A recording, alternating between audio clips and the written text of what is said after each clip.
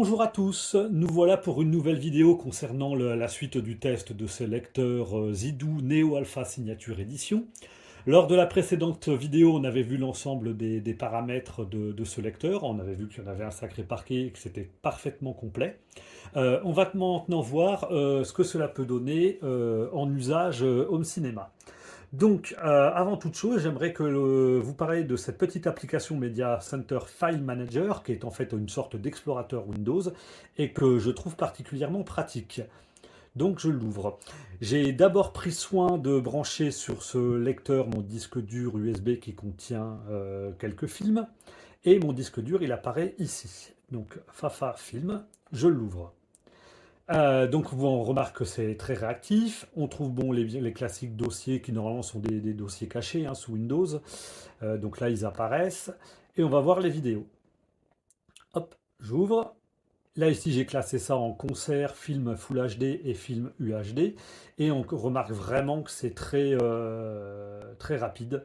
Il n'y a vraiment pas beaucoup de latence entre le moment où je clique et le moment où j'ouvre.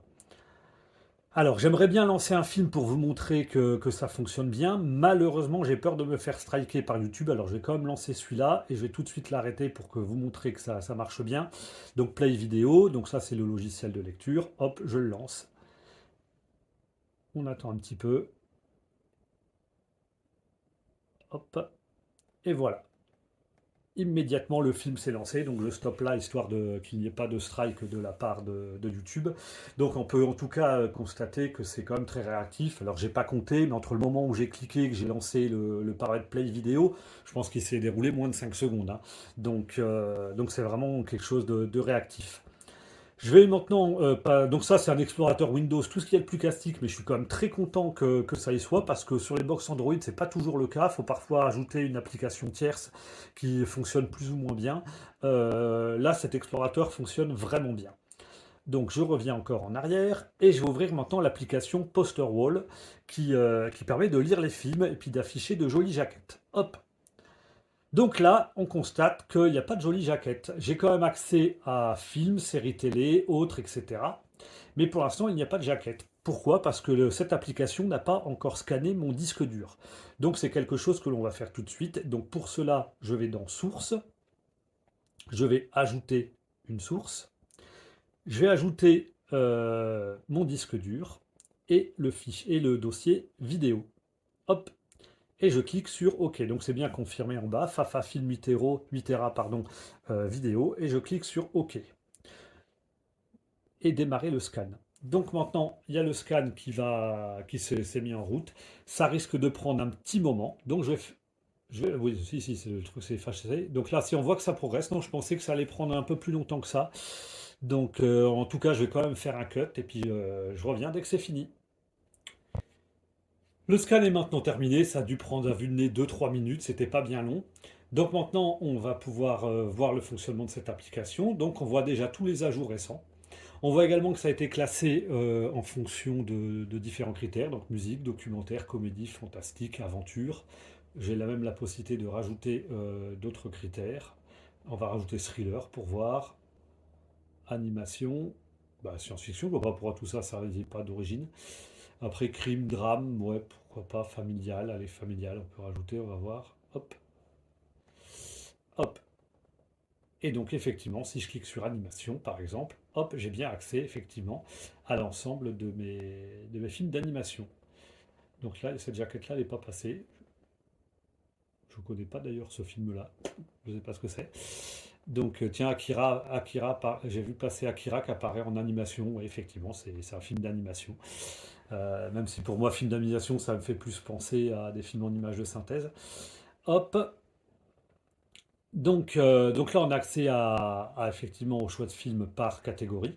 On a ici les ajouts récents. Là, on a une sélection aléatoire. Donc là, c'est quand même un peu ridicule. Je vois pas pourquoi aléatoirement on voudrait choisir un film. Mais bon, en tout cas, ça y est. Il y a Avatar qui est apparu. Hop, si je clique sur film, voilà, j'ai ici l'ensemble de mes films. Beautiful Planet, c'est plutôt un documentaire. Alors peut-être que par film, ils entendent également les documentaires et autres. Ouais, peut-être oui, c'est film par opposition à série télé. Visiblement, série télé, normalement, j'en ai pas, donc il ne doit rien avoir, oui. Pas de série télé. Hop, donc on va voir dans film. Euh, alors, ça marche plus? Ah oui, d'accord, tout se fait en allant sur la droite. Je pensais que je pouvais aller en bas voir, mais non, en fait, tout se fait sur la droite. Donc, pour chaque film, c'est assez intéressant puisqu'on a un certain nombre de caractéristiques qui sont affichées, qui sont certainement recherchées sur Internet. Donc, la partie de gauche nous donne les caractéristiques du film. Donc, ici, Avatar en 4K, HDR10, etc. Avec une bande-son en DTS HD, un encodage en MKV. On a même la fréquence d'affichage du film, 23,976 Hz, bon, du 24 Hz, quoi, quoique les puristes pourraient me contredire là-dessus. On a une espèce de petite bande-annonce qui s'affiche également, qui est téléchargée sur Internet. Je reviens ici parce que, hop, voilà, et on nous donne... Non, hop, voilà. Et on nous donne également le synopsis du film et puis la liste des acteurs. Donc c'est quand même une interface qui est vraiment agréable et elle est très réactive, hein. Là, voilà, si je laisse le bouton droit appuyé, ça défile vraiment rapidement. Donc très appréciable. Je vois ici qu'il y a. Alors voilà, je me suis mis en haut à droite, il y a un petit icône en haut à droite. Donc on a ici la possibilité de faire une recherche. On a la possibilité de mettre des filtres. Ah voilà, donc là j'ai un autre mode d'affichage qui est intéressant. Et oui, donc je peux effectivement choisir des filtres, pardon. Par exemple, si je ne sélectionne que les 4K, j'imagine que donc, forcément vont être supprimés tous les films qui ne sont pas 4K. Hop, je reviens. Hop, je reviens ici dans mes filtres, si je sélectionne que les Blu-ray, donc voilà, ah bah, il n'y avait que celui-là qui est stipulé en Blu-ray. Normalement, j'ai d'autres vidéos qui sont en 1080p, mais là, effectivement, ça c'était un Blu-ray RIP parce que ce concert de Stevie Wonder, malheureusement, il est atteint de la célèbre maladie du Blu-ray rot et dans quelques temps, il sera malheureusement plus lisible. Donc, j'en ai fait un RIP avant qu'il soit complètement illisible. Donc, hop, je reviens sur tout. Je le conseille d'ailleurs, ce concert de Stevie Wonder. Vraiment un excellent concert. Hop, donc vous avez vu qu'on avait différents filtres. Je reviens en arrière, toujours sur mon petit icône bleu en haut à droite. Source, qu'est-ce que ça va m'indiquer, sa source? Voilà, donc ça, je reviens au menu de départ. Hop, et ensuite il y a réglage. Qu'est-ce qu'il y a dans réglage? Hop, donc il y a un traditionnel verrouillage enfant, bien sûr, avec un mot de passe. Sélectionner la langue des affiches. Bah, j'imagine que c'était soit en anglais, soit en français. J'ai pas fait attention, je crois que c'était même en français, donc on va pas y toucher. Affichage. Donc effectivement, bah, c'est pour tout ce petit menu qui nous affiche les affiches, les commentaires, etc. On a la possibilité de faire pas mal de réglages. Donc ce qui est assez intéressant, je ne me suis pas penché sur la question encore. Ce qui se passe déjà actuellement, moi, me convient vraiment bien. On va voir donc maintenant le menu, hop, préférences. Donc pareil, on se retrouve avec tout un tas de... Bah, c'est pour afficher les métadonnées en fait, hein, du style date de sortie, les détails, les médias infos. Euh, il y a vraiment de quoi faire. Alors je sais qu'il y en a certains qui sont assez passionnés par le fait d'avoir une interface vraiment jolie, de qualité, avec un tas d'informations. Moi, c'est vrai que ça m'intéresse absolument pas. Je serai le propriétaire de cet appareil-là. Je pense tout bêtement que j'utiliserai l'explorateur que je vous ai montré en début de cette vidéo. Ça me conviendrait très bien. Mais effectivement, pour ceux que ça intéresse de voir la sélection des jaquettes, etc., c'est vrai que c'est agréable de sélectionner un film avec de belles jaquettes. Dossier image. Donc désactiver le dossier personnalisé, je ne sais pas ce que c'est. C'est certainement peut-être pour sauvegarder les affiches, justement. Il y a un peu ce système-là également pour les fichiers audio sur mon NAS et sur le logiciel Roon. Donc ça fera l'objet d'une autre vidéo. La bibliothèque, vous pouvez sauvegarder les données du mur d'affichage et les paramètres sur un périphérique de stockage pour les restaurer ultérieurement. Ah oui, d'accord, c'est donc peut-être pour éviter de refaire un scan au cas où. Cela dit, le scan, moi j'ai pas loin, j'avais combien? 170 films. C'est quand même une bibliothèque assez conséquente et ça s'est scanné très rapidement. Donc même si j'avais eu 10 fois plus de films, bah, ça aurait mis au bas mot une petite demi-heure, ce qui n'est pas non plus très très long. Tract, je ne sais pas ce que c'est, obtenir tract. Alors là, je ne connais pas Tract TV, il faudra que je me renseigne, je ferai un addendum sur cette vidéo. Fond d'écran, donc il y avait le fond d'écran par défaut, qui était plutôt joli, sobre, hein, un peu en noir et blanc, mais bon, sobre. Bon, pourquoi pas, visiblement on peut en mettre d'autres. Et information, bah, si on scanne le QR code, on aura des informations. Donc en tout cas, c'était une petite vidéo donc assez courte qui permet de voir cette interface.